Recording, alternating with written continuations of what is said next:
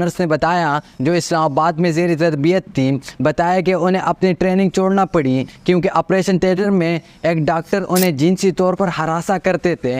वो मुझे गैर मुनासिब अंदाज में चुनने की कोशिश करते थे। मैं उनको सर्जरी की आलात पकड़ाती तो मेरा हाथ पकड़ लेते थे, बार बार मेरे साथ चिपकने की कोशिश करते, कंधे से कंधा मिलाते, इशारे करते और खामोशी से बर्दाश्त करना पड़ता क्योंकि मेरे वालिद फौत हो गए थे। मैंने सिर्फ मैट्रिक किया हुआ था और अब स्कॉलरशिप पर नर्सिंग का कोर्स कर रही थी। वो काफ़ी सीनियर डॉक्टर था।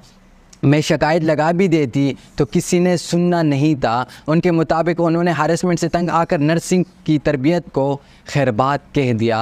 एक और नर्स बताती है कि जूनियर और सीनियर नर्सिस को मरीज़ों के लवाकिन भी हरासा करते हैं और अस्पताल के अमले के अफराद भी। शिकायत लगाने का कोई फ़ायदा नहीं क्योंकि कोई सुनता ही नहीं। अगर आप एक जूनियर नर्स हैं फिर तो आपकी कोई सुनवाई नहीं होगी। आम कल्चर तो ये है कि